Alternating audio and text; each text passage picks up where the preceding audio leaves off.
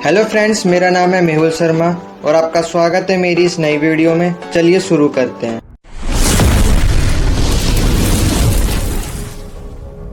दोस्तों, पिछली वीडियो में हमने न्यूटन तक कर लिया था। अब हम इसके आगे का करेंगे। तो अगर आप पहली बार आए तो जल्दी से चैनल को सब्सक्राइब कर दीजिए और वीडियो को लाइक कर दीजिए। और पीडीएफ के लिए आपको टेलीग्राम पर जाना है, जिसका लिंक डिस्क्रिप्शन में दिया हुआ है। तो आपने पिछले पार्ट में देखा कि मतलब साइंस रेवोल्यूशन कैसे आया और किस किस साइंटिस्ट ने अपना क्या क्या योगदान दिया था। अब आप जानेंगे वैज्ञानिक पद्धति पर चिंतन, यानी अब साइंस को आगे बढ़ाने के लिए क्या क्या किया गया।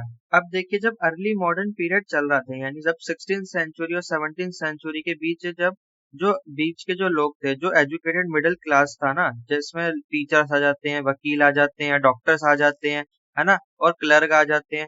तो ये सब जो लोग थे ना, ये इन्होंने साइंस को काफी ज्यादा आगे बढ़ाने में अपना योगदान दिया। ये पढ़े लिखे थे, है ना, साइंस को अच्छे से जानते थे और ये और भी ज्यादा उसमें रिसर्च करने लग गए थे ना, साइंस को अपनाने लग गए थे। और साइंस की जितनी भी स्टडीज, जितने भी साइंटिस्ट थे, उन्होंने जो भी अपनी स्टडीज दी थी, उनको पढ़ना इन्होंने स्टार्ट कर दिया था। अब देखिए, साइंस को बढ़ाना है आगे, तो इसके लिए इंस्टीट्यूट बनाना भी जरूरी है, जहाँ पे सारे लोग आकर पढ़ सके और साइंस को और भी ज्यादा जान सके। तो ऐसे ही 17th सेंचुरी में दो इंस्टीट्यूट बनाए गए थे। एक तो लंदन में बनाया गया था, लंदन रॉयल सोसाइटी, आपको इमेज भी दिख रही होगी। और दूसरा एक फ्रेंच में बनाया था, फ्रांस में, फ्रेंच रॉयल एकेडमी। तो ये दोनों, ये जो बिल्डिंग आपको दिख रही है, ये साइंस को प्रेरित है। यहाँ पे लोग आते थे और साइंस को और भी अच्छे से जानते थे। और यहाँ पे जो भी साइंटिस्ट ने स्टडीज दी, उनकी जो किताबें थी, उनको यहाँ पे लोग पढ़ा करते थे। और जितनी भी साइंटिफिक नॉलेज है और जितनी भी मतलब टूल्स वगैरह हुए उस टाइम के, आइडियाज हुए, है ना, जो भी किताबें वगैरह उस टाइम पे छपी थी साइंस को लेकर, तो वहाँ पे सारी चीजों को वहाँ पे संजो कर रखा गया था, है ना। वहाँ पे सारी आपको किताबें मिल जाएंगी उस समय की। उस टाइम पे लोगों ने क्या क्या रिसर्च करा था, अपनी क्या क्या थ्योरीज दी थी, क्या क्या एक्सपेरिमेंट उन्होंने करे थे, तो हर चीज इन इंस्टीट्यूट में बताया जाता था। और उस समय पे दो महान हस्तियां हुआ करती थी। एक तो थे फ्रांसिस बैकन, जिनकी आपको इमेज भी दिख रही होगी, और दूसरे थे बर्नार्ड। तो ये दोनों ना साइंस की दुनिया में इनका काफी ज्यादा रेवोल्यूशनरी स्टेप इन्होंने लिए थे। इनको साइंस, इन्होंने कई सारी किताबें भी लिखी थी, कई सारे एक्सपेरिमेंट भी किए थे। और साइंस की जो नॉलेज है वो आगे और बढ़ सके, तो इन्होंने अपना काफी ज्यादा वो कंट्रीब्यूशन भी दिया था। ये वहां पे जाके पढ़ाते भी थे, एक टाइप से प्रोफेसर भी थे। और ये काफी ज्यादा रिसर्च वगैरह भी करते थे साइंस के फील्ड में। अब हम देखने वाले हैं उस समय पर जो विज्ञान है, यानी जो साइंस है, उसके अंदर क्या क्या मतलब एडवांसमेंट हुई थी। तो सबसे पहले हम फिजिक्स में देखेंगे, फिर बायोलॉजी में, और फिर केमिस्ट्री में क्या क्या एडवांसमेंट उस समय पे हुई थी। तो सबसे पहले देखिए, फिजिक्स यानी भौतिकी में उस समय पे क्या क्या एडवांसमेंट हुई थी। तो देखिए, जो गैलीलियो गैलीली थे, उन्होंने कई सारे यंत्र बनाए थे, कई सारे ऐसे टूल बनाए थे, जो मतलब जो नेचुरल फिनोमिनाज होते हैं, जैसे कि आंधी हो गया, तूफान हो गया, है ना, जो टाइड हो गई, है ना, जो लहरें हो गई, मतलब जो नेचर से जुड़ी जितनी भी मतलब हैपनिंग्स होती हैं, मतलब जो नेचर की वजह से जो भी घटनाएं होती हैं, उसके पीछे का कारण क्या है और उसके प्रभाव क्या है, इसकी जानकारी गैलीलियो गैलीली ने दी थी। और उनको और भी ज्यादा स्टडी करने के लिए उन्होंने अपने कई सारे वो टूल्स वगैरह भी बनाए थे, कई सारी मशीनें भी बनाई थी। तो जैसा कि आप इमेज में देख सकते हैं, आपको ये एक प्लेट सी दिख रही होगी और इसमें एक डंडा लगा हुआ है। ये मतलब कुछ बता रहा है हवा के फ्लो के बारे में, हवा की क्या डायरेक्शन है उसके बारे में। आपको दूसरा एक दिख रहा होगा, है ना, एक डी लगा हुआ है, इसमें भी कुछ ये बता रहा है। तो ऐसे कई सारे इन्होंने टूल बनाए थे, जो नेचुरल फिनोमिना को, उसके बारे में, वो क्यों हो रहा है और उसका प्रभाव क्या है, मतलब वो कितनी उसकी इंटेंसिटी है, कितना वो उसका प्रभाव है, उसके बारे में बताती हैं इसके इंस्ट्रूमेंट। तो ये सारे इन्होंने डिस्कवर किए थे। और गैलीलियो ने मैकेनिक्स में फंडामेंटल प्रिंसिपल को भी डिस्कवर किया था। तो ये फंडामेंटल प्रिंसिपल यानी मौलिक सिद्धांत ये कहता है कि मान लीजिए कोई एक भारी बॉल है और एक हल्की बॉल है, अगर हम उनको ढलान से गिराते हैं, तो इससे फर्क नहीं पड़ता कि कोई बॉल भारी है या कोई बॉल हल्की है, जो गिरने का जो समय होगा ना, वो बराबर होगा। तो ये गैलीलियो ने उस समय पे खोजा था। यानी अब दोबारा समझिए, एक हमने भारी बॉल ली और एक हल्की बॉल ली, उनको एक ही ढलान से हमने गिराया, तो जो दोनों का गिरने का समय है ना, वो बराबर होगा। इससे फर्क नहीं पड़ता कि कोई चीज भारी है, कोई चीज हल्की है। तो ये एक फंडामेंटल प्रिंसिपल है मैकेनिक्स का, ठीक है। और साथ ही साथ उन्होंने uniform acceleration due to a uniform force को भी ढूंढा था।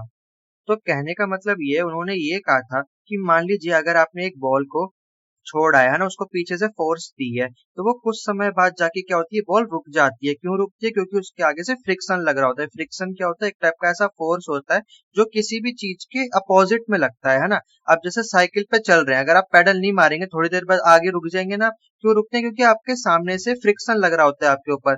तो गैलीलियो ने यही बोला था कि अगर आप किसी भी चीज को पीछे से फोर्स देते हैं, आपने एक बॉल को आगे धकेला, अगर फ्रिक्शन नहीं होगा तो जितनी फोर्स से आपने बॉल को धकेला है ना, वो उतनी स्पीड से आगे बढ़ती रहेगी जब तक उसके आगे कोई फोर्स नहीं लगता।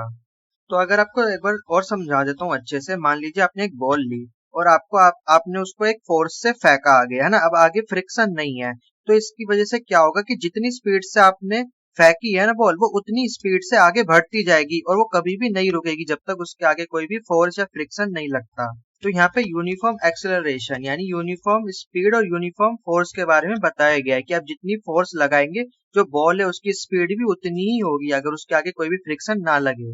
और साथ ही साथ गैलीलियो ने अपना लॉ ऑफ इनर्शिया भी दिया था। तो अब समझिए लॉ ऑफ इनर्शिया क्या है।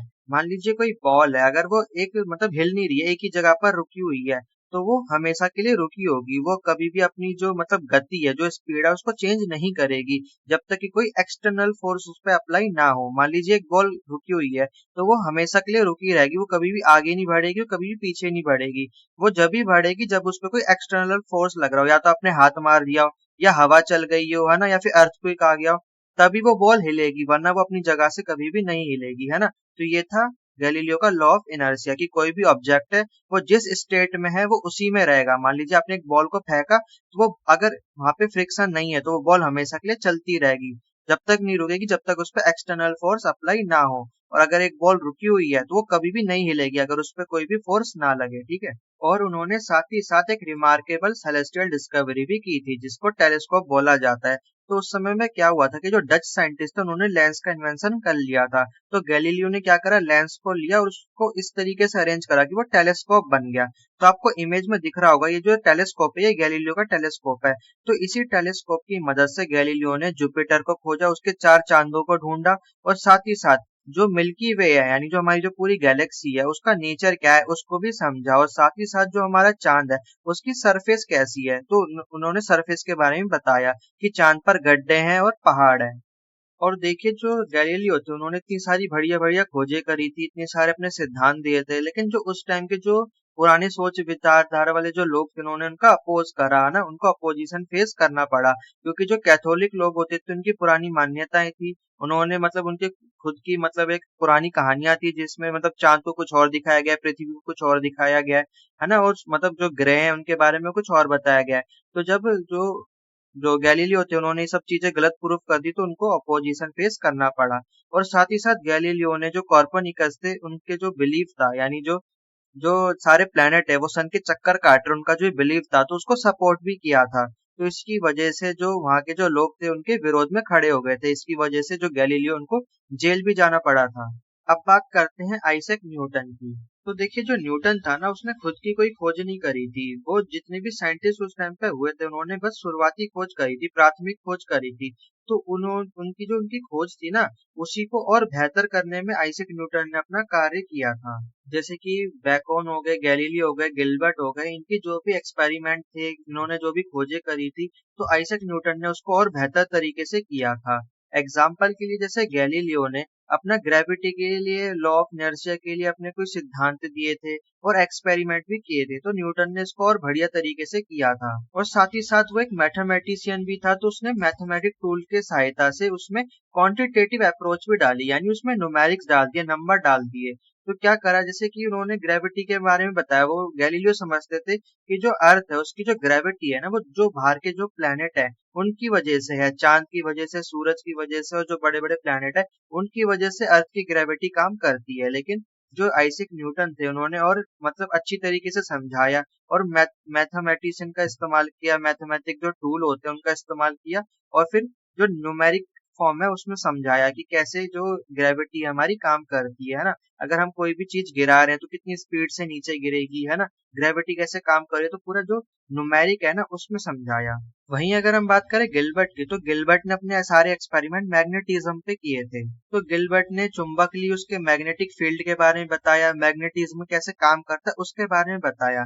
लेकिन वहीं पर आइजैक न्यूटन ने क्या करा, इसको न्यूमेरिक फॉर्म में ला दिया, है ना। उसमें नंबर घुसा दिए, है ना। मैग्नेटिक फील्ड में भी उन्होंने नंबर के बारे में एक्सप्लेन कर दिया। और सारे मतलब जो आपने देखी होंगे, आज हम जो फिजिक्स पढ़ते हैं उसमें इतने सारे जो न्यूमेरिकल्स आते हैं, ये सब हमारे न्यूटन बाबा की ही देन है। सबसे ज्यादा जो सिलेबस बढ़ा है ना फिजिक्स में, वो न्यूटन ने ही बढ़ाया है, सारे नंबर घुसा के। हर चीज में इसने नंबर घुसा दिए थे। वहीं जो बैकॉन थे, बैकॉन ने मतलब इन्होंने कोई खोज वगैरह तो नहीं की थी, लेकिन उन्होंने पूरा एक प्रोसेस बनाया था कि कोई भी साइंटिफिक एक्सपेरिमेंट किया जाता है या फिर कोई भी साइंटिफिक रिसर्च की जाती तो उसका पूरा प्रोसेस क्या होगा। तो इसी प्रोसेस को आइजैक न्यूटन ने और भी अच्छे से सुधार दिया था। तो ये क्या करता था, सबसे पहले ऑब्जर्वेशन करता था, स्टडी करता था, फिर अपने एक्सपेरिमेंट करता था, उसका जो भी रिजल्ट आया उसको लिखा करता था और उनको स्टोर करके भी रखा जाता था। तो जो पूरा प्रोसेस होता है ना, जो आइजैक न्यूटन ने उसको फॉलो किया था। और आज हम जो इतना पढ़ पाते हैं फिजिक्स के बारे में, तो ये आइजैक न्यूटन की वजह से ही पढ़ पाते हैं, क्योंकि उसने पूरा मतलब एक प्रोसेस में इन्होंने फॉलो करा। इन्होंने पूरे एक्सपेरिमेंट के बकायदा लिखा, है ना, उसको स्टोर करवाया, प्रिंट करवाया और उसको अच्छे से मेंटेन करके रखा। और जैसा कि आप बचपन में पढ़ के आ रखे हैं, न्यूटन ने अपने 3 लॉज दिए थे ना, लॉ ऑफ मोशन को लेकर। पहला लॉ था लॉ ऑफ इनर्शिया, दूसरा था एक्सेलरेशन, फोर्स और मास का, और तीसरा लॉ था एक्शन और रिएक्शन का। अब देखिए, ये साइंस का सब्जेक्ट तो है नहीं, तो मैं आपको तीनों लॉ अभी नहीं समझा रहा हूँ। वैसे भी पेपर में आपको ये नहीं लिखने को आएगा। बस आपको इतना पता होना चाहिए कि न्यूटन ने 3 लॉ दिए थे लॉ ऑफ मोशन को लेकर। और साथ ही साथ उसने लॉ ऑफ यूनिवर्सल ग्रेविटेशन को भी बताया था, जो मैं आपको पिछली वीडियो में भी एक्सप्लेन किया था कि दुनिया का हर ऑब्जेक्ट वो दूसरे ऑब्जेक्ट पे कोई ना कोई फोर्स लगा रहा है ना। कोई भी ऑब्जेक्ट है वो दूसरे ऑब्जेक्ट पे फोर्स लगाएगा। जैसे जो चांद है वो हमारी पृथ्वी पर फोर्स लगाता है, वैसे ही आपके सामने भी कोई भी दो ऑब्जेक्ट पड़े वो एक दूसरे पे फोर्स लगा रहे हैं। तो ये यूनिवर्सल ग्रेविटेशन को उन्होंने लॉ दिया था। और साथ ही साथ इसके फॉर्मूले भी दिए थे, है ना। जैसे कि मैंने आपको बताया, मैथमेटिशियन भी थे, इन्होंने मैथ भी घुसा रखी है हर चीज में, तो इन्होंने अपने फॉर्मूले भी दिए थे और न्यूमेरिक्स भी डाल रखे सब चीजों में इन्होंने। और साथ ही साथ न्यूटन ने ये भी बताया था कि कोई भी ऑब्जेक्ट है उसका अर्थ पे और स्पेस में कैसा बिहेवियर होगा, उसके बारे में भी एक्सप्लेन किया था। एग्जाम्पल के लिए आपको बताऊं कि अगर आप एक पंख लेंगे और एक भारी बॉल लेंगे, दोनों को गिराएंगे, तो पहले बॉल गिरेगी फिर पंख गिरेगा। वहीं पर अगर आप ये एक्सपेरिमेंट स्पेस में करेंगे, अगर चांद पे अगर ये एक्सपेरिमेंट किया जाए, तो अगर हम दोनों चीजों को गिराएंगे ना, दोनों बिल्कुल एक ही मतलब स्पीड से गिरेंगी, उनमें कोई भी डिफरेंस नहीं होगा। तो ये उन्होंने बताया था कि कैसे जो ऑब्जेक्ट है वो अर्थ पे अलग बिहेव करेगी और स्पेस में अलग बिहेव करेगी। और ऐसा इसलिए होता है क्योंकि अर्थ पे क्या एटमॉस्फेयर है, हवा है ना, हवा बीच में आ जाती है, लेकिन स्पेस में क्या है, हवा नहीं होती है, इसलिए दोनों जो चीजें ऑब्जेक्ट है वो साथ में गिरेंगी। और साथ ही साथ न्यूटन ने ये भी बताया था कि अर्थ पर और चांद पर कितना ग्रेविटेशनल फोर्स होगा और उसको कैसे कैलकुलेट किया जाएगा, तो उन्होंने ये भी एक्सप्लेन किया था। और साथ ही साथ उन्होंने केपलर के लॉ को भी एक्सप्लेन किया था। जैसे केपलर ने बताया था कि जितने भी प्लेनेट हैं वो इलिप्टिकल ऑर्बिट में घूम रहे हैं, तो उसको घूमने में कितना टाइम लगेगा, कितना फोर्स लगेगा, उसके पीछे की जितनी भी कैलकुलेशन और एक्सप्लेनेशन है वो न्यूटन ने हमें दी थी। और साथ ही साथ न्यूटन ने अपना ऑप्टिक्स में भी कंट्रीब्यूशन दिया था। अब जैसे कि आपको इमेज में दिख रहा होगा, ये आपको न्यूटन दिख रहे हैं और ये अपनी कलाकारी कर रहे हैं। इनके हाथ में क्या एक लेंस है और लेंस से इन्होंने क्या करी, एक लाइट को पास किया है। तो ये जो लाइट है ना, मतलब जो लेंस है, ये लाइट को स्कैटर कर दे रहा है, यानी बिखेर दे रहा है। उसके अंदर आपको जैसे पता है कि रेनबो में 7 कलर होते हैं, 7 कलर कहाँ से आते हैं, लाइट से ही आते हैं। तो ये जो सन की लाइट होती है व्हाइट कलर की होती है, और यही जब पानी में गिरती है या किसी कांच पे से आर पार होती है तो ये फैल जाती है, और जैसी आगे फैलती है ये 7 कलर में बिखर जाती है। और इन 7 कलर को विबग्योर भी बोला जाता है ना। विबग्योर की जो फुल फॉर्म है, मतलब कलर को बताया जाता है कि वॉयलेट है, इंडिगो है, रेड है ना, वो सब इसमें विबग्योर को बोला जाता है। आपने ये सब पढ़ा होगा साइंस में। तो न्यूटन ने देखा जाए तो ऑप्टिक्स में भी अपना कंट्रीब्यूशन दिया है, और साथ ही साथ इन्होंने कैलकुलस को भी डेवलप किया था। तो न्यूटन के साथ एक और मैथमेटिशियन थे जिसका नाम था गॉटफ्राइड। तो न्यूटन ने और इन्होंने मिलकर साथ में ही इंडिपेंडेंटली कैलकुलस को डेवलप किया था। तो कैलकुलस होता है मैथमेटिकल स्टडी ऑफ चेंज, यानी कोई भी चेंज यानी कोई भी बदलाव हो रहा है तो उसके बदलाव को स्टडी करना, वो भी मैथमेटिकल फॉर्म में, तो इसे बोलते हैं कैलकुलस। तो ये जो आपने साइन थीटा कॉस थीटा ये सब आप पढ़कर आ रखे होंगे, जो ट्रिग्नोमेट्री है ना, ये भी हमारे न्यूटन बाबा की ही देन है, इन्होंने सबसे ज्यादा हमारा सिलेबस बढ़ा रखा है। अब ये तो हो गई फिजिक्स की बात। अब हम देखेंगे कि बायोलॉजी में क्या क्या एडवांसमेंट हुई। तो बायोलॉजी को लाइफ साइंस भी बोला जाता है, क्योंकि बायो का मतलब क्या होता है, लाइफ यानी जीवन। तो देखिए इस क्षेत्र में सबसे ज्यादा जिसका योगदान था वो थे एंड्रेयास वेसेलियस। तो इन्होंने इतनी महान महान स्टडीज करी और इतनी बारीकी से ह्यूमन का जो शरीर है उसके बारे में बताया कि इन्होंने एनाटॉमिकल अंडरस्टैंडिंग में रेवोल्यूशन ला दिया। तो 16th सेंचुरी में इन्होंने अपनी बुक भी पब्लिश करी थी जिसका नाम था on the fabric of the human body. आपको इसकी इमेज भी दिख रही होगी इस किताब की, इसमें आपको इंसान दिख रहा होगा, इसमें पूरे मतलब मानव शरीर के बारे में बताया गया है कि जो पूरा मानव शरीर है वो कैसे काम करता है, कैसे जो ब्लड पूरे बॉडी में सर्कुलेट करता है ना, लीवर किडनी फेफड़े उन सब का क्या क्या काम है वो सब इस बुक में बताया गया है। और उस समय पे ना कई सारी गलत फहमियां भी फैली हुई थी। उस टाइम पे और भी कई साइंटिस्ट थे जैसे कि गैलन और एविसेना। तो जो ये दोनों साइंटिस्ट थे इनकी भी कई सारी गलत फैमिली थी। ये मानते थे कि किसी ऑर्गन का काम कुछ और होता है, जैसे कि लीवर का काम उस टाइम पे माना जाता है कि खून बनाने का होता है। तो ऐसे में जो एंड्रियास थे उन्होंने इनकी जो गलत फहमियां थी उनको दूर करा और इनको चुनौती दी, और अपनी किताब में बिल्कुल सही सही बताया कि किस ऑर्गन का क्या काम होता है और जो ह्यूमन जो बॉडी है वो कैसे काम करती है। यहाँ तक कि उस समय पर जो एविसेना था, ये जो साइंटिस्ट था, इसका ये मानना था कि जो हमारा दिमाग है उसका काम बस इतना है कि हमारे खून को ठंडा रखना। तबकि आज हमें पता है कि हमारा जो ब्रेन है वो कितना ज्यादा इम्पोर्टेंट उसका काम होता है ना। लेकिन उस समय बस ये माना जाता था कि खून को ठंडा रखने के काम आता है।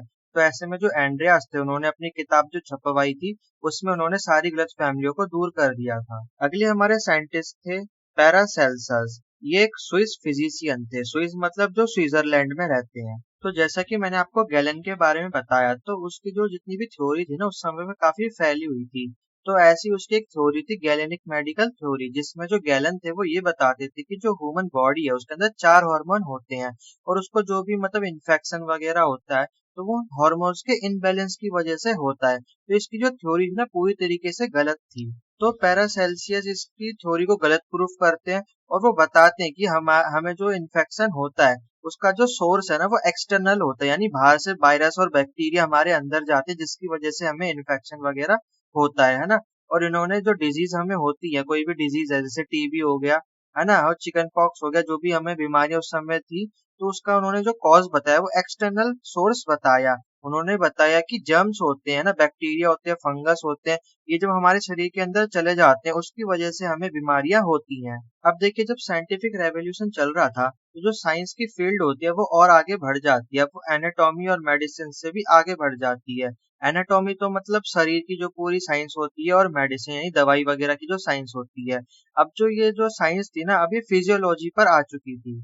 फिजियोलॉजी में क्या होता है, शरीर का पूरा विज्ञान की जो ह्यूमन है हमारा शरीर है काम कैसे करता है, हमारे अंदर जो पार्ट है वो काम कैसे करते हैं। एनाटॉमी में क्या होता है, सिर्फ शरीर हमारा कैसे बना हुआ है उसके बारे में बताता है कि शरीर के अंदर हड्डियां हैं, है ना, खाल है, नसें हैं, ये बताता है एनाटॉमी। इससे ज्यादा कुछ नहीं बताता। लेकिन जो फिजियोलॉजी है इसमें हर चीज आ जाती है ना, कि जैसे कोई वायरस है वो हमारी बॉडी पे कैसे काम करेगा, हमारी बॉडी के अंदर जो भी जो हॉर्मोन्स है ना, जो भी मतलब प्रोटीन वगैरह है, जो भी मिनरल्स है वो कैसे काम करते हैं, है ना, हम जो खाना खाते हैं वो हमारी बॉडी में कैसे काम करता है। तो ये जितनी भी चीजें होती है सब फिजियोलॉजी में आ जाती हैं। अब देखिए आपको एक साइंटिस्ट की इमेज दिखी है, इनका नाम है विलियम हार्वे। तो इन्होंने ब्लड सर्कुलेशन के बारे में और माइक्रोस्कोप के बारे में बताया था। आगे चलकर और भी बहुत सारे साइंटिस्ट आते हैं जो माइक्रोस्कोप को और भी ज्यादा एडवांस बना देते हैं। तो देखिए हमारे जो पहले साइंटिस्ट है उनका नाम था जैचरेस जेनसेन। तो इनकी आपको इमेज दिख रही होगी और आपको साथ में इनका माइक्रोस्कोप भी दिख रहा होगा। तो ये दुनिया का सबसे पहला कंपाउंड माइक्रोस्कोप था। तो देखिए दो तरीके के माइक्रोस्कोप होते हैं, एक सिंपल होता है और एक कंपाउंड होता है। सिंपल मतलब आपको बस छोटी चीजों को बड़ा करके देखना है, तो वो एक तरीके से मैग्नीफाइंग ग्लास होता है ना, वैसे ही वो माइक्रोस्कोप भी होता है। लेकिन जो कंपाउंड माइक्रोस्कोप होता है उससे आप बैक्टीरिया देख सकते हैं, सेल्स देख सकते हैं, हमारी बॉडी के अंदर जो सेल्स होते हैं ना, जो छोटी छोटी बिल्कुल चीजें होती हैं उनको देखने के लिए जो माइक्रोस्कोप यूज होता है उसको हम कंपाउंड माइक्रोस्कोप बोलते हैं। अब इनके बाद आते हैं मार्सेलो मालपिगी। आपको इनकी इमेज भी दिख रही होगी और साथ में इनका माइक्रोस्कोप भी आपको दिख रहा होगा। तो देखिए ये भी एक कंपाउंड माइक्रोस्कोप है। तो आप साथ साथ इमेज को देखते जाइए और इमेज में देखिए कि जो हमारा जो माइक्रोस्कोप है वो कैसे कैसे उसका एवोल्यूशन होता रहा है और कैसे कैसे उस वो और भी ज्यादा बेहतर बनता गया। फिर इनके बाद आते हैं रॉबर्ट हुक, आपको इनका भी माइक्रोस्कोप दिख रहा होगा, दिखने में कैसा है। फिर इनके बाद आते हैं एंटोनी वैन ल्यूगुस हुक, तो इनका भी आपको ये माइक्रोस्कोप दिख रहा होगा। देखिए इनका माइक्रोस्कोप सबसे ज्यादा थोड़ा अजीब है ना, आपको इमेज में समझ नहीं आ रहा होगा, आप दूसरी इमेज देखिए इसको। जैसे ये जो आपको इसमें दिख रहा होगा एक छोटा सा लेंस होता है, उस लेंस पे कोई भी मतलब चीज रखी जाती है और लाइट पड़ने पे वो जो उसकी इमेज है वो काफी बड़ी हो जाती है, तो इसको आंख पे लगाकर देखना होता है ना। बाकी सब के आपको दिख रहे होंगे बिल्कुल मतलब ऐसे सिलेंड्रिकल शेप में, लेकिन ये क्या है आपको छोटा सा लेंस होता है उसमें देखना होता है। तो ये आप देख सकते हैं उस टाइम के कैसे कैसे माइक्रोस्कोप थे। तो आपने देख लिया फिजिक्स में क्या क्या एडवांसमेंट हुई थी, और फिर आपने देख लिया लाइफ साइंस यानी बायोलॉजी में उस टाइम पे क्या क्या एडवांसमेंट हुई थी। अब हम देखेंगे केमिस्ट्री में क्या हुआ था। तो केमिस्ट्री में उस टाइम पे सबसे ज्यादा जो कंट्रीब्यूशन था वो था रॉबर्ट बॉयले का। इन्हें फादर ऑफ केमिस्ट्री भी बोला जाता है। तो इन्होंने ही सबसे पहले केमिस्ट्री के अंदर एक्सपेरिमेंटल मेथड की शुरुआत करी थी। और जैसे कि आपको पता होगा केमिस्ट्री में बहुत सारे केमिकल को मिला के कोई नया कंपोनेंट बनाया जाता है। तो इन्होंने ही सबसे पहले मतलब ये डिफाइन किया था कि हम क्या क्या चीजों को मिलाएंगे तो क्या क्या कंपोनेंट बनेंगे। तो इन्होंने कई सारे ऐसे कंपोनेंट को पहले ही बनाकर रख रखा था, तो डिटरमाइन करके इन्होंने किताब में पहले ही लिख दिया था। तो ऐसे कई सारे इन्होंने केमिकल कंपोजिशंस पहले ही तैयार कर लिए थे। फिर 17वीं सेंचुरी में कार्ल और जोसेफ ने मिलकर ऑक्सीजन को डिस्कवर किया था। फिर आते हैं एंटोनी लेविशियर, तो ये एक फ्रेंच साइंटिस्ट थे और आपने बचपन में पढ़ा होगा law of conservation of matter के बारे में, तो इन्होंने ही अपना ये लॉ दिया था। इनका कहना था कि जो भी मैटर है उसको ना तो क्रिएट किया जा सकता है और ना ही उसको डिस्ट्रॉय किया जा सकता है। और साथ ही साथ इन्होंने नेचर ऑफ कंबशन के बारे में भी बताया था। यानी इन्होंने बताया था कि जब भी कोई चीज जलती है ना, किसी भी चीज में आप आग लगाते कोई चीज जलती है तो उसके पीछे का कारण क्या है। तो उन्होंने बताया था कि जब भी कोई चीज जलती है तो उसको ऑक्सीजन की रिक्वायरमेंट होती है, बिना ऑक्सीजन के कोई भी चीज नहीं जल सकती है। तो इन्होंने जो नेचर था कंबशन का उसको भी एक्सप्लेन किया था और साथ ही साथ law of conservation of matter भी दिया था। आप देखिए इसी के साथ साथ मैग्नेटिज्म में और इलेक्ट्रिसिटी में भी काफी ज्यादा एडवांसमेंट हुए थे। तो जो विलियम गिलबर्ट्स थे इन्होंने सबसे पहले अपने एक्सपेरिमेंट किए थे मैग्नेटिज्म को लेकर, और उन्होंने अपने एक्सपेरिमेंट में बताया था कि जो अर्थ का जो मैग्नेटिज्म है ना वो एक विशाल चुंबक की तरह काम करता है। एक जाइंट मैग्नेट होती है उसकी तरह जो हमारी अर्थ है वो काम करती है। और अर्थ पे भी क्या है, नॉर्थ पोल है और साउथ पोल है। जैसे कि मैग्नेट पे होता है, आपने मैग्नेट देखी होगी उसका एक नॉर्थ नॉर्थ होता है और एक साउथ होता है पोल, है ना। वैसी जो हमारी अर्थ है वो भी एक पूरी मैग्नेट की तरह है, उसका भी एक नॉर्थ पोल है और एक साउथ पोल है। और वहां पे से भी क्या हमारी जो अर्थ की जो मैग्नेटिज्म जो मैग्नेटिक फील्ड है वो भी क्रिएट होती है। तो ये जो गिलबर्ट थे इन्होंने ये चीज 16th सेंचुरी में बताई थी, लेकिन इसका जो मतलब मेन इसको और भी ज्यादा एडवांस करके इसको 18th सेंचुरी में बताया गया था, वो भी न्यूटन के द्वारा। मैंने आपको न्यूटन के बारे में बताया था ना, ये क्या करता था पहले पुराने जो साइंटिस्ट थे उनकी स्टडी करता था और उसको एडवांस और कर देता था। तो 18th सेंचुरी में जो मैग्नेटिज्म है और जो इलेक्ट्रिसिटी है उसका काफी ज्यादा और भी ज्यादा एडवांसमेंट हो गया था। और बाद में तो फिर कई सारे साइंटिस्ट आए थे, एडिशन आए थे, आइंस्टाइन आए थे, है ना। बहुत सारे साइंटिस्ट आए थे जिन्होंने और भी नई नई डिस्कवरीज की थी। अब आपने देख लिया कि शुरुआती समय में फिजिक्स में, केमिस्ट्री में और बायोलॉजी में क्या क्या एडवांसमेंट हुई थी। अब हम देखेंगे साइंस में बहुत सारे टूल होते हैं, बहुत सारे मेथड्स होते हैं, इनका एवोल्यूशन कैसे हुआ। तो सबसे पहले हम देखेंगे सोर्स ऑफ पावर, यानी उस समय पे शक्ति का स्रोत क्या था। तो शक्ति का जो स्रोत था वो थे घोड़े, है ना। आपको पता ही होगा जब भी महाराजा जो युद्ध लड़ने जाते थे तो घोड़े पे ही जाते थे, उनकी जो पूरी सेना होती थी वो भी घोड़े पर ही जाती थी। तो घोड़ा क्या होगा, एक मेन पावर सोर्स हो गया।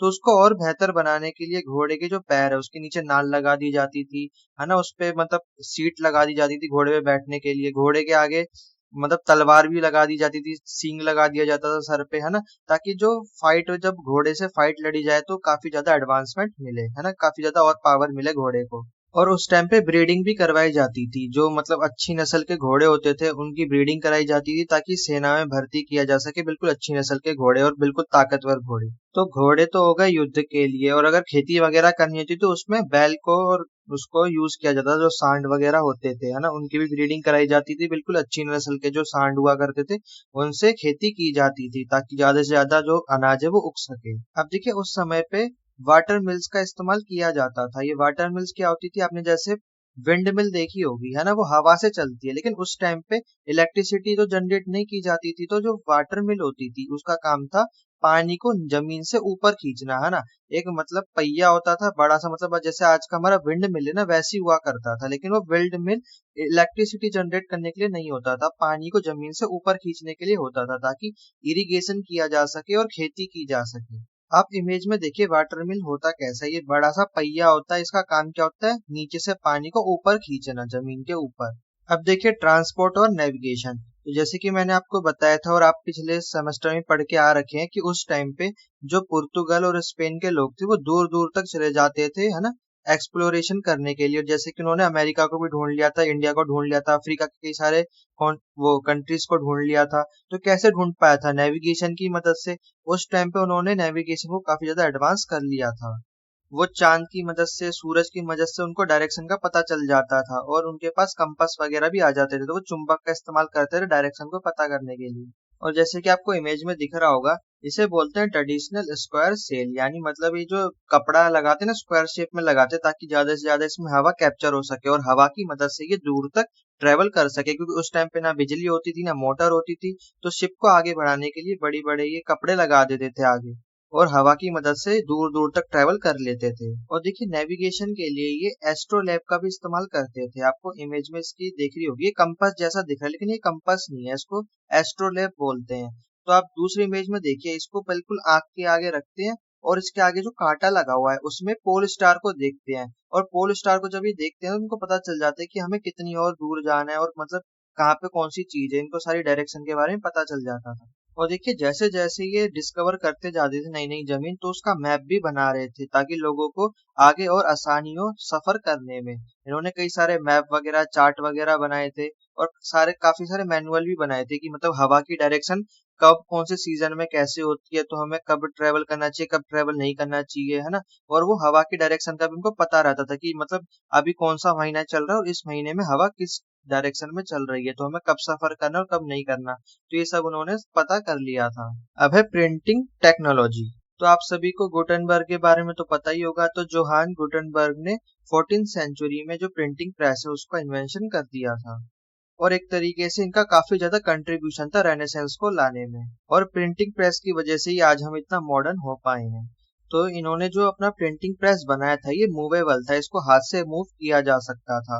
और जैसे कि आपको इमेज में दिख रहा होगा कितनी बड़ी ये प्रिंटिंग मतलब प्रेस थी, है ना, उस समय पर। ये पूरा लकड़ी का बना हुआ था, और बीच में क्या थी, इंक होती थी, जो भी आपको लिखना होता था वो वर्ड को सिलेक्ट कर लीजिए और इंक के ऊपर रख दीजिए, और फिर उसके नीचे से सीट निकाली जाती थी और पूरा छपकर आ जाता था। तो ये मूवेबल थी, इसको पूरा हाथ से कंट्रोल करके मतलब पूरा छपाई की जाती थी, मतलब ये ऐसा ऑटोमेटिक नहीं था जैसे आज के समय में ऑटोमेटिक है, इसको हाथ से छपाई करी जाती थी। तो इससे क्या हुआ, प्रिंटिंग प्रेस की मदद से उस टाइम पे जो अमीर लोग थे सिर्फ वही पढ़ पाते थे, लेकिन प्रिंटिंग प्रेस के आने की वजह से अब जो गरीब से गरीब लोग हैं वो भी अब पढ़ लिख सकते थे, और इसकी वजह से आइडिया नॉलेज काफी ज्यादा फैल गया था। तो देखिए जो चाइनीज मूवेबल टाइप था ना, गुटेनबर्ग ने उसी को इनोवेट कर दिया था। मतलब चाइना में क्या होता था कि जो भी आपको छापना है, सबसे पहले पत्थर लिया लकड़ी लिया, उसमें मतलब लिख दिया, उस पे इंक लगाई और पेपर पे रख के उसको दबा दिया। तो इन्होंने क्या करा, उसी को पूरा स्ट्रक्चर को मतलब अपनाया, पूरी की पूरी एक मतलब ढांचा तैयार करा लकड़ी से, और उसके ऊपर मतलब पूरी एक सीट लगा दी, प्लेट लगा दी, उस पर जो भी लिखना था वो आप लिख सकते हैं। उस पे इंक लगाई और सीट रखी, और उसको आप हाथ से मतलब मूवेबल थी, हाथ से लगाया और दाब दिया, है ना। तो इसी को पूरा इन्होंने टेक्नोलॉजी के रूप में और भी ज्यादा इनोवेट कर दिया था। थी तो ये चाइनीज टेक्नोलॉजी, लेकिन उन्होंने इसको चाइनीज को टेक्नोलॉजी को लिया और इसको पूरा एक मशीन के तौर पर डेवलप कर दिया था। तो इससे जो छपाई की स्पीड थी ना वो काफी ज्यादा फास्ट हो गई थी, और इस जो छपाई की जो कॉस्ट थी वो भी कम हो गई थी। अब हमारा अगला टॉपिक है the spread of the scientific revolution. अब देखिए उस समय पे क्या हो रहा था कि एक तो एस्ट्रोनॉमर थे जो मतलब स्पेस में ज्यादा रुचि रखते थे, जैसे गैलीलियो गैलीली हो गए, निकोलस कॉर्पोनिकस हो गए। तो इनका मेनली ध्यान स्पेस पे था, चांद को देखना, जुपिटर को देखना, है ना, हमारी जो अर्थ है वो काम कैसे कर रही है, कैसे सोलर सिस्टम काम कर रहा है। तो ये तो एस्ट्रोनॉमर का काम हो गया। वहीं पर कुछ साइंटिस्ट ऐसे भी थे जिनका सिर्फ पृथ्वी पर ध्यान था, जो पृथ्वी में इतने सारे रहस्य हैं, इतनी सारी मिस्ट्री है, हमारा जो अर्थ है उसका इकोसिस्टम कैसे काम करता है, उसका एटमॉस्फेयर कैसा है, उसका मतलब काम करने का तरीका कैसा है, हमारे जो जीवन है कैसे चल रहा है। तो अर्थ की जो मिस्ट्री है, रहस्य, उसको सुलझाने पे कुछ साइंटिस्ट का ज्यादा ध्यान था। तो बाद में यही सारी जो खोजें हुई थी अर्थ को लेकर और स्पेस को लेकर, ये आगे चलकर एकीकरण हो जाता है, इनका इंटीग्रेशन हो जाता है। और फिर इसी की वजह से साइंटिफिक मेथड की शुरुआत होती है ना, एक्सपेरिमेंट की शुरुआत होती है, कई सारे एक्सपेरिमेंट होते हैं, ऑब्जर्वेशन होती है, और ऐसे करके जो साइंटिफिक रेवोल्यूशन है वो स्टार्ट हो जाता है। तो देखिए, जो साइंटिफिक रेवोल्यूशन है वो ऐसा नहीं कि कोई एक परफेक्ट तारीख को स्टार्ट हुआ है। ये मतलब 14 से लेकर 15 सेंचुरी में स्टार्ट हो गया था, जब लोगों ने ऑब्जर्व करना स्टार्ट करा, उसके पीछे का क्या कारण है, लॉजिक क्या है, वो ढूंढना स्टार्ट करा। जब क्रिटिकल थिंकिंग स्टार्ट कर दी थी लोगों ने, तभी से साइंटिफिक रेवोल्यूशन स्टार्ट हो गया था, है ना। ये इसका कोई फिक्स पीरियड नहीं है, लोग खोज करते गए, ऑब्जर्वेशन करते गए, एक्सपेरिमेंट करते रहे, और साइंटिफिक रेवोल्यूशन आगे बढ़ता गया। तो जब साइंटिफिक रेवोल्यूशन चल रहा था, तो उस समय पर काफी सारे जो इंस्ट्रूमेंट्स है उनका इन्वेंशन हुआ और उनको एडवांस किया गया। जैसे कि मैंने आपको माइक्रोस्कोप के बारे में बताया, सबसे पहला जो माइक्रोस्कोप था कैसा था, फिर उसको एडवांस करते करते कितना परफेक्ट माइक्रोस्कोप बन गया आज के समय पर। तो सबसे पहले जो माइक्रोस्कोप का इन्वेंशन था वो जेनसन ने किया था ना 1519 में। फिर बाद में रॉबर्ट हुक आए, एंटोनी आए, और भी कई सारे साइंटिस्ट आए जिन्होंने खुद के माइक्रोस्कोप बनाए और उनको माइक्रोस्कोप को और भी ज्यादा एडवांस कर दिया। फिर देखिए 1643 में एवेंजेलिस्टा आए, है ना, आपको इनकी इमेज दिख रही होगी। इन्होंने बैरोमीटर का इन्वेंशन किया था। जो ये बैरोमीटर है ये मरकरी वाला है, इसके अंदर मरकरी भरा हुआ है। इसका काम था जो हवा का जो प्रेशर है उसको नापने का, कि जो एटमॉस्फेयर है उसमें जो हवा का प्रेशर है वो कितना है। तो बैरोमीटर से हवा का प्रेशर नापा जाता है ना। जब भी आप टायर में हवा भरवाते हैं, आपने देखा होगा हवा की दुकान पे एक मीटर लगा रहता है, उसी को बैरोमीटर कहा जाता है। लेकिन उस टाइम पे ये मरकरी का होता था। आज के टाइम पे तो आप गोल गोल देखते होंगे, लेकिन उस टाइम पे ये पतली सी डंडी आपको दिख रही होगी, जिसे ट्यूब बोलते हैं, कांच की ट्यूब थी, इसमें मरकरी भरा होता था और इससे ये प्रेशर नापते थे। फिर देखिए एक और साइंटिस्ट आते हैं जिनका नाम होता है गैब्रियल फेरनहाइट। तो ये क्या करते हैं, जैसे कि इन्होंने बैरोमीटर को देखा, उसके अंदर मरकरी भरा हुआ था, तो इनको पता चल गया था कि अगर मरकरी को गर्म करते हैं तो ये फैलता है। तो उन्होंने मरकरी को ग्लास में भरा और थर्मोमीटर बना दिया। तो 1714 में इन्होंने थर्मामीटर की इन्वेंशन कर दी थी। और आप इनका इमेज में देख सकते हैं कि थर्मामीटर कैसा था। ये जो नीचे आपको दिख रहा होगा इसमें मरकरी भरा रहता था, और जैसे ये गर्म होता था ये मरकरी ऊपर चले जाता था, है ना। और ऐसे ही थर्मामीटर हम आज तक इस्तेमाल करते आ रहे हैं। और इन्होंने खुद की भी एक यूनिट दी थी, है ना, फ़ारेनहाइट दिया था। जैसे कि हम टेम्परेचर को सेल्सियस में नापते हैं ना, तो इन्होंने खुद की भी यूनिट दी थी जिसे फ़ारेनहाइट कहा जाता है ना। तो कई विदेशों में जो टेम्परेचर उसको फ़ारेनहाइट में भी नापा जाता है। फिर इनके बाद आए थे एंडर सेल्सियस, है ना, इनका नाम तो आपने सुना ही होगा। तो इन्होंने 1742 में अपना खुद का एक टेम्परेचर का स्केल दिया था, जैसे कि आपको इमेज में दिख रहा होगा। तो देखिए अगर 40 फ़ारेनहाइट है, इसका मतलब है कि 0 डिग्री सेल्सियस है ना। वहीं पर अगर हम 50 को बोले, 50 फ़ारेनहाइट, तो इसका मतलब है 10 डिग्री सेल्सियस। एक और साइंटिस्ट थे केल्विन नाम के, उन्होंने भी खुद की एक यूनिट दी थी, एक स्केल दिया था। तो अगर अमेरिका की बात करें या फॉरेन कंट्रीज की बात करें तो वो टेम्परेचर को केल्विन में नापते हैं। अब देखिए मेडिसिन में और ह्यूमन एनाटॉमी में भी काफी ज्यादा एडवांसमेंट हुए थे। तो ये मैं आपको पहले भी बता चुका हूँ, मैं यहाँ पे आपको एक बार दोबारा से रिवाइज करवा देता हूँ। जैसे कि जो गैलन थे उनकी थ्योरी उस टाइम पे काफी ज्यादा फेमस थी, है ना। उन्होंने मतलब काफी सारी ऐसी थ्योरी बना रखी थी, जैसे कि दिमाग का काम होता है खून को ठंडा रखने का, लीवर हमारा खून बनाता है, किडनी हमारा मतलब खून बनाने में हेल्प करता है। तो ऐसे ऐसे मतलब कुछ भी इन्होंने बोल रखा था। लेकिन उस टाइम पे जब एंड्रियाज आए थे, उन्होंने इस सब चीजों को गलत प्रूफ कर दिया था। इन्होंने अपनी खुद की जो किताब है वो भी छापी थी, और उसमें पूरा ह्यूमन का क्या क्या स्ट्रक्चर है, ह्यूमन बॉडी कैसे काम करती है, उसके अंदर क्या क्या फंक्शंस होते हैं, उन सब के बारे में इन्होंने अच्छे से डिटेल में समझाया था। और उस टाइम पे एंड्रियाज ने रेवोल्यूशन ला दिया था ह्यूमन एनाटॉमी में। फिर आपको एडवर्ड जेनर की इमेज दिख रही होगी, इन्होंने सबसे पहले स्मॉल पॉक्स का वैक्सीन बनाया था 17वीं सेंचुरी में। तो मैंने जैसे आपको बताया था कि जो गैलन था ना, वो ये मानता था कि ह्यूमन शरीर में 4 टाइप के हार्मोन होते हैं, और हार्मोन जब डिसबैलेंस हो जाते हैं उसकी वजह से ह्यूमन को इन्फेक्शन या कोई भी वो बीमारी होती है, डिजीज होती है। लेकिन फिर जो एंड्रियास थे इन्होंने इनको रॉन्ग प्रूफ कर दिया था कि ऐसा कुछ नहीं होता, ये बाहर बैक्टीरिया वगैरह होते हैं, जर्म्स होते हैं, ये हमारे अंदर चले जाते हैं और उसकी वजह से हमें कोई भी डिजीज होती है ना। तो गैलन को बहुत सारी इनकी जो थ्योरी थी वो सारी गलत थी। फिर केमिस्ट्री में भी आपको पता ही है, जो रॉबर्ट थे इनको फादर ऑफ केमिस्ट्री कहा जाता है। इन्होंने सबसे पहले शुरुआत करी थी मॉडर्न केमिस्ट्री की। इन्होंने कई सारे साइंटिफिक मेथड्स बनाए थे। इन्होंने काफी सारे ना कंपोजिशंस भी बना रखे थे। इन्होंने अपनी मतलब सारी किताब में सारे अपने फॉर्मूले वगैरह लिख रखे थे कि किस कंपाउंड को मिलाने से क्या कंपाउंड बनेगा, वो सब चीज इन्होंने पहले से लिख रखी थी। तो आपको इमेज दिख रही होगी, तो ये रॉबर्ट की किताब थी जिन्होंने 1661 में पब्लिश की थी। इसका नाम था द स्पेक्टिकल केमिस्ट। और जो रॉबर्ट थे ना, इन्होंने एरिस्टोटल को चैलेंज किया था। एरिस्टोटल की 4 एलिमेंट थ्योरी थी। तो जो रॉबर्ट थे, इन्होंने चैलेंज किया था कि आपकी जो ये थ्योरी है ये गलत है। तो जो एरिस्टोटल थे वो ये मानते थे 4 एलिमेंट थ्योरी में कि जो संसार है उसमें जो भी ऑब्जेक्ट है, जो भी मतलब चीजें हैं, वो सिर्फ 4 चीजों से मिलकर बनी है। एक तो है पृथ्वी यानी अर्थ में जो मिट्टी है, मिट्टी होगी, पानी हो गई, हवा होगी और आग हो गई। तो एरिस्टोटल का मानना था इन 4 चीजों से मिलकर जो भी चीजें हैं वो बनी हुई है। लेकिन जो रॉबर्ट थे, इन्होंने इनकी बात को गलत प्रूफ करा। इन्होंने कहा कि जितने भी हमारे संसार में जो भी ऑब्जेक्ट है वो एटम वगैरह से मिलकर बने हैं, जो भी मॉलिक्यूल्स है ना, जो भी पार्टिकल्स है, उससे मिलकर सारे ऑब्जेक्ट बने हैं। और साथ ही साथ रॉबर्ट ने कई सारे अपने लॉज भी दिए थे, और गैस और वॉल्यूम, टेम्परेचर, प्रेशर, इन सब के बीच में रिलेशनशिप को भी बताया था। तो देखा जाए तो केमिस्ट्री की शुरुआत में सबसे ज्यादा जो जिसका कंट्रीब्यूशन था वो रॉबर्ट का ही था। अब ये तो होगी साइंस की बात। अब हम देखेंगे साइंस के बियॉन्ड इसका क्या इम्पैक्ट था। अब देखिए, उस समय पे साइंस में काफी ज्यादा एडवांसमेंट हो रही थी, है ना। साइंटिफिक रेवोल्यूशन चल रहा था। तो इसकी वजह से जो वहाँ के फिलोसफर होते हैं, स्कॉलर होते हैं, वो लोगों को मोटिवेट करते हैं, लोगों को और ज्यादा न्याय दिलाने के लिए लोगों की जो राइट्स होते हैं, ह्यूमन राइट्स होते हैं, उनकी वकालत करने लग जाते हैं। उस टाइम पे प्रिंटिंग प्रेस तो आ ही चुकी थी, वो अपने आइडियाज को, नॉलेज को, विचारों को किताबों के माध्यम से फैला दिए थे, है ना। इसकी वजह से क्या होता है कि वहाँ पे रेवोल्यूशन स्टार्ट हो जाते हैं। वहाँ पे क्या था, पहले चर्च का शासन हुआ करता था, चर्च अपनी मनमानी करता था, है ना, राजा भी अपनी मनमानी करता था। फिर वहाँ के जो पढ़े लिखे लोग थे, जैसे जैसे साइंस में डेवलपमेंट होती गई, वो और भी ज्यादा पढ़े लिखे हो गए थे, है ना। और वो इससे बड़े बड़े मूवमेंट चलाते हैं, रेवोल्यूशन चलाते हैं, और क्या करते हैं, बैलेंस ऑफ पावर को मेंटेन करने की कोशिश करते हैं। तो देखा जाए तो जब साइंटिफिक रेवोल्यूशन चल रहा था, तो उसके बाद से जो भी शासन हुआ और उससे पहले जो शासन हुआ, तो उसमें जमीन आसमान का अंतर आ गया था। उससे पहले सब राजा को भगवान मानते थे, है ना, पुजारियों को भगवान मानते थे, ऐसे मानते थे कि ईश्वर ने इन्हें भेजा है हमारे ऊपर शासन करने के लिए। तो वो सब, अब इनकी जो गलत फहमियां थी वो दूर हो चुकी थी। अब उनका साइंस में ज्यादा रुचि थी लोगों की, वो साइंस को ज्यादा मानते थे।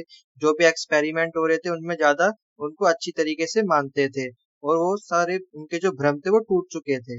अब जब साइंस में इतना इनोवेशन हो चुका था, तो अब लोग लॉजिकल थिंकिंग करना स्टार्ट कर दिए थे, और जो भी मतलब घटनाएं हो रही थी उनके ऑब्जर्व करते थे, एक्सपेरिमेंट करते थे, और नई नई रिसर्च करने में लगे हुए थे।